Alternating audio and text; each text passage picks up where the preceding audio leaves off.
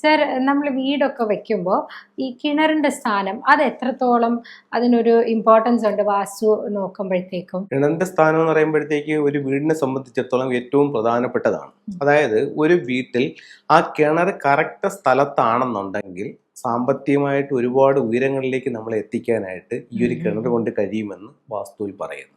അപ്പൊ നമ്മളൊരു വീട് വെക്കാനായിട്ട് ഒരു ഭൂമി തിരഞ്ഞെടുത്തു. ഭൂമി തിരഞ്ഞെടുത്തതിന് ശേഷം നമ്മൾ ആ ഭൂമിയിലേക്ക് വീട് വെക്കാൻ തുടങ്ങുമ്പോൾ ആദ്യം ചെയ്യേണ്ടത് കിണർ കുഴിക്കുക എന്നുള്ളതാണ്. 2-3 രീതിയിൽ അതിനെ എടുക്കാം. ഒന്നെന്ന് പറയുന്നത്, നമ്മുടെ വാസ്തുപ്രകാരം പറയുകയാണെങ്കിൽ ഇതിനെ 12 രാശികളാക്കും. നമ്മുടെ ഈ വസ്തുവിന് മീനൻ രാശിയിൽ നമ്മുടെ കിണർ വന്നു കഴിഞ്ഞാൽ നമ്മുടെ അക്കൗണ്ടിൽ എപ്പോഴും പൈസ ഉണ്ടാകുമെന്ന് വാസ്തുവിൽ പറയുന്നു. നമ്മൾ ആ കിണർ കുഴിക്കുമ്പോൾ ആ വസ്തുവിന്റെ കോണുണ്ടല്ലോ, ആ മൂലയിൽ നിന്നും നമ്മുടെ വീടിന്റെ മൂലയിലേക്ക് ഒരു ലൈൻ എടുക്കും. ലൈൻ എടുക്കുമ്പോൾ ആ ലൈനിൽ കിണർ വരാതെ.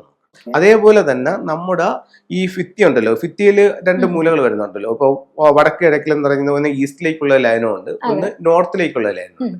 അതിനകത്തും ഈ കിണർ വരാതെ നോക്കുന്നത് ഏറ്റവും നല്ലതാണ്. കിണറിന്റെ നേരെ ആ ഗേറ്റ് വരാതെ നമ്മൾ ശ്രദ്ധിക്കണം. അപ്പോഴത്തേക്കും നമ്മുടെ വണ്ടി കയറി നേരെ വരുന്നത് കിണറ്റിലേക്കുള്ള രീതിയിൽ വരാതെ അതിനെ ഒഴിവാക്കണം. കിണറ്റിന് എത്രമാത്രം പ്രാധാന്യമുണ്ടോ അതേ പ്രാധാന്യവും അതേ ദിക്കും തന്നെയാണ് ബോർവെല്ലിനും വരുന്നത്. കിണറ്റിന്റെ സ്ഥാനം എവിടെയാണോ അവിടെ തന്നെയാണ് ബോർവെൽ പണിയാനായിട്ട് ഏറ്റവും ഉത്തമമായിട്ടുള്ളത്.